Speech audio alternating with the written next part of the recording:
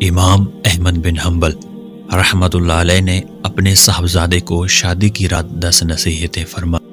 ہر شادی شدہ مرد کو چاہیے کہ ان کو غور سے پڑھے اور اپنی زندگی میں عملی طور پر اختیار کرے۔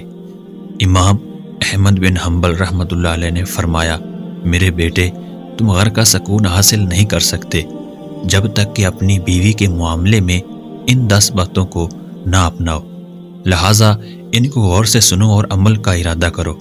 پہلی 2 تو یہ کہ عورتیں تمہاری توجہ چاہتی ہیں اور چاہتی ہیں کہ تم ان سے واضح الفاظ میں محبت کا اظہار کرتے رہو، لہٰذا وقتاً فوقتاً اپنی بیوی کو اپنی محبت کا احساس دلاتے رہو اور واضح الفاظ میں اس کو بتاؤ کہ وہ تمہارے لیے کس قدر اہم ہے اور محبوب ہے۔ اس گمان میں نہ رہو کہ وہ خود سمجھ جائے گی، رشتوں کو اظہار کی ضرورت ہمیشہ رہتی ہے۔ یاد رکھو، اگر تم نے اس اظہار میں کنجوسی سے کام لیا تو تم دونوں کے درمیان ایک تلخ دراڑ آ جائے گی جو وقت کے ساتھ بڑھتی رہے گی اور محبت کو ختم کر دے گی۔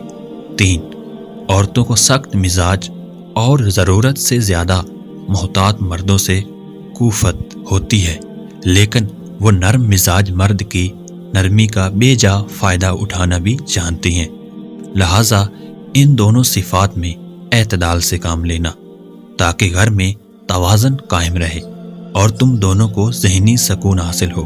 4، عورتیں اپنے شوہر سے وہی توقع رکھتی ہیں جو شوہر اپنی بیوی سے رکھتا ہے، یعنی عزت، محبت بھری باتیں، ظاہری جمال، صاف ستھرا لباس اور خوشبودار جسم، لہٰذا ہمیشہ اس کا خیال رکھنا۔ 5، یاد رکھو، گھر کی 4 دیواری عورت کی سلطنت ہے۔ جب وہ وہاں ہوتی ہے تو گویا اپنی مملکت کے تخت پر بیٹھی ہوتی ہے۔ اس کی اس سلطنت میں بے جا مداخلت ہرگز نہ کرنا اور اس کا تخت چھیننے کی کوشش نہ کرنا۔ جس حد تک ممکن ہو گھر کے معاملات اس کے سپرد کرنا اور اس میں صرف اس کو آزادی دینا۔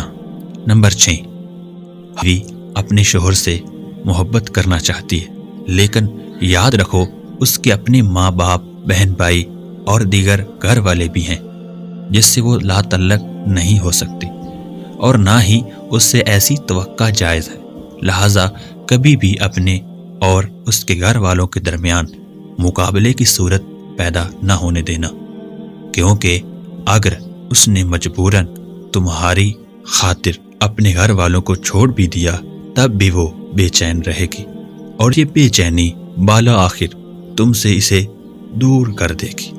7، بلا شبہ عورت کیڑی پسلی سے پیدا کی گئی ہے اور اس میں اس کا حسن بھی ہے، یہ ہرگز کوئی نقص نہیں، وہ ایسے ہی اچھی لگتی ہے جس طرح بنویں گلائی میں خوبصورت معلوم ہوتی ہیں، لہٰذا اس کے ٹیڑھے پن سے فائدہ اٹھاؤ اور اس کے اس حسن سے لطف اندوز ہوا کرو۔ اگر کبھی اس کی کوئی بات ناگوار بھی لگے تو اس کے ساتھ سختی اور تلخی سے اس کو سیدھا کرنے کی کوشش نہ کرو، ورنہ وہ ٹوٹ جائے گی اور اس کا ٹوٹنا بالآخر طلاق تک نوبت لے جائے گا۔ مگر اس کے ساتھ ساتھ ایسا بھی نہ کرنا کہ اس کی ہر غلط اور بے جا بات مانتے ہی چلے جاؤ، ورنہ وہ مغرور ہو جائے گی جو اس کے اپنے ہی لیے نقصان دہ ہے۔ لہٰذا معتدل مزاج رہنا اور حکمت سے معاملات کو چلانا۔ 8، شوہر کی ناقدری اور ناشکری اکثر عورتوں کی فطرت میں ہوتی ہے۔ اگر ساری عمر بھی اس پر نوازشیں کرتے رہو لیکن کبھی کوئی کمی رہ گئی تو وہ یہی کہے گی، تم نے میری کون سی بات سنی ہے آج تک، لہٰذا اس فطرت سے زیادہ پریشان مت ہونا اور نہ ہی اس کی وجہ سے اس سے محبت میں کمی کرنا۔